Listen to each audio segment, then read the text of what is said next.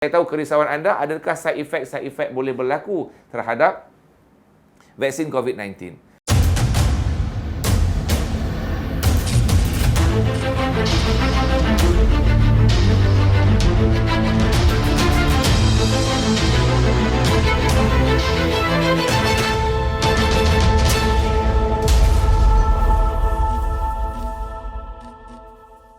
Assalamualaikum warahmatullahi wabarakatuh. Saya Dr. Zakrul daripada Hospital Mawar Seremban.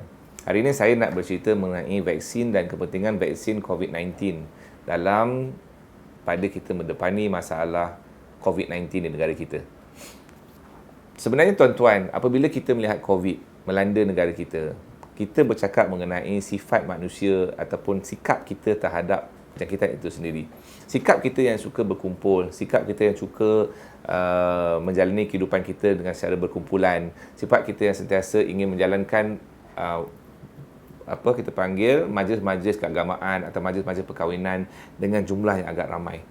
Ini adalah satu dari segi aspek, bukan masalah sikap saja, masalah adat budaya orang-orang kita walaupun di Malaysia dan walaupun di luar sana, luar pada Malaysia.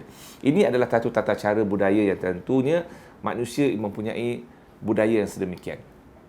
Tak kala COVID melanda seluruh dunia, COVID menunjukkan bahawa mereka menjangkiti dengan kadar yang konsisten pada kawanan-kawanan yang berkumpul pada satu masa, yang apabila pertemuan itu berlaku lebih daripada 15 minit. Dan seperti biasa kita lihat orang-orang kita, kalau kita ambil Malaysia saja, yang perempuannya akan berpelukan, bersalaman dan berpelukan.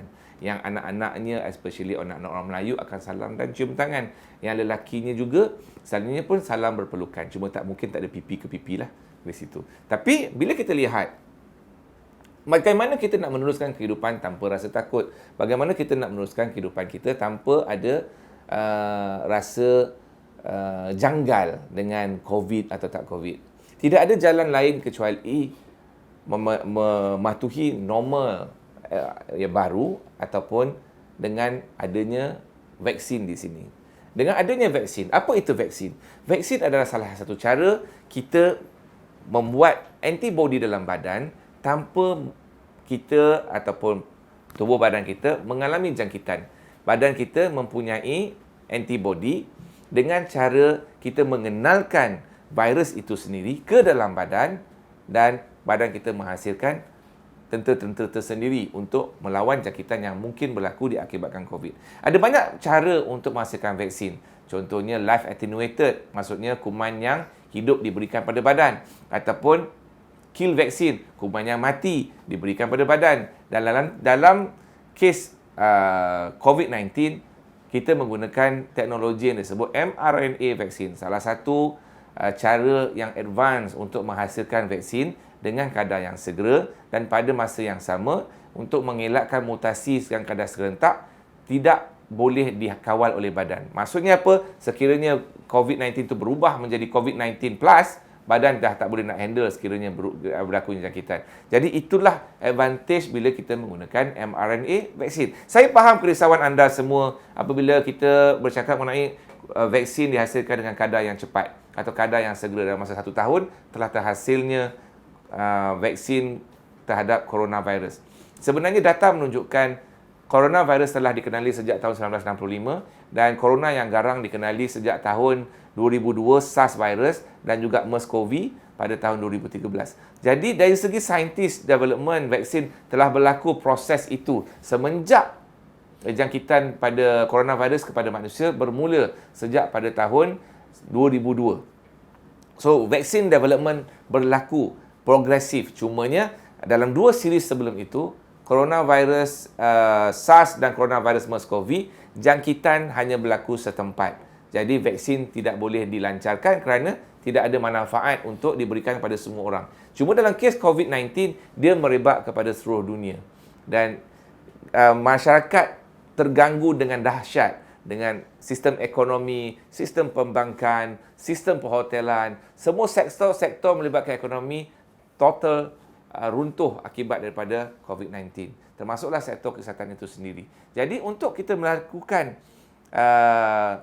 proses kembali kepada asal untuk mengembalikan sistem ekonomi, jalan keluar hanya ada dua.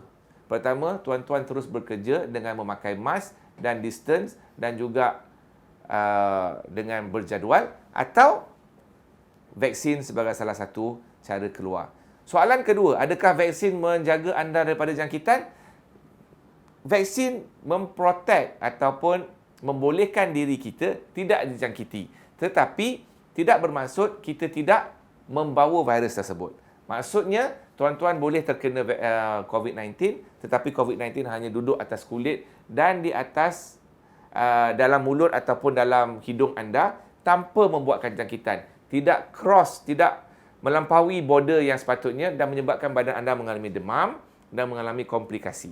Akan tetapi, tuan-tuan boleh merebakkan kepada orang lain yang tidak mengambil vaksin. Ini penting kerana apa? Kita ingin komuniti kita kembali boleh hidup seperti biasa.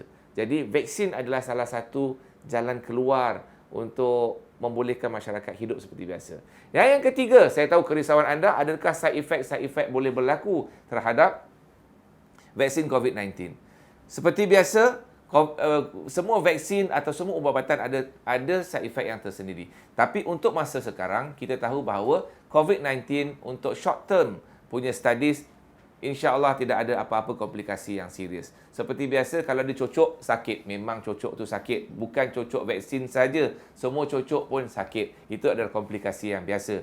Cocok menyebabkan jangkitan pun boleh berlaku pasal cocok tempat lain, sapu alkohol tempat lain sebagai contoh. Boleh berlaku kesilapan di situ. Bukan salah vaksin, salah pencocok. Ataupun tuan-tuan ada masalah darah beku atau makan aspirin ataupun darah cair, lambat beku. So, cocok menyebabkan hematoma ataupun darah beku berkumpul. Boleh berlaku. Itu pun bukan salah vaksin. Okey? Akan tetapi, kita faham bahawa kerisauan itu real. Kerisauan apabila tuan-tuan tak dapatkan maklumat yang betul, macam mana proses penghasilan menyebabkan ketakutan itu berlaku.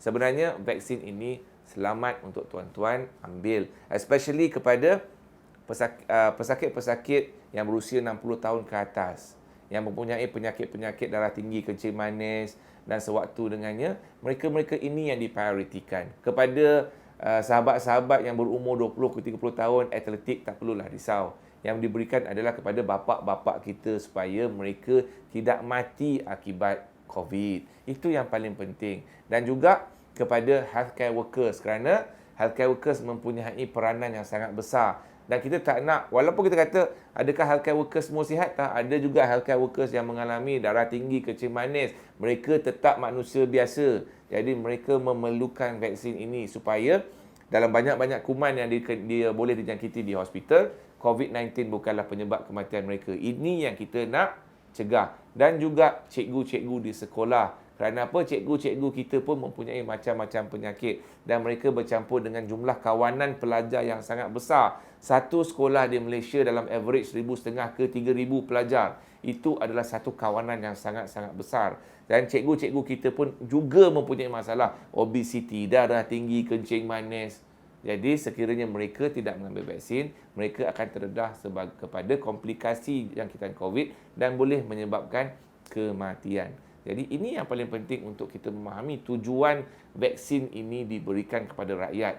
Dan walaupun dia berperingkat, untuk kita mengawal COVID-19 selama setahun setengah, COVID-19 tidak menunjukkan penurunan kes. Jadi, dengan harapan 80% rakyat Malaysia divaksinasikan, dengan itu tercapailah kehidupan yang lebih sejahtera tanpa COVID. Kita tak boleh buang COVID, kita kena hidup bersama COVID. Tak ada pilihan, vaksin adalah salah satu jalan untuk kita menyelesaikan masalah ini. Sekian dari saya. Terima kasih Jabatan Penerangan Negeri Sembilan.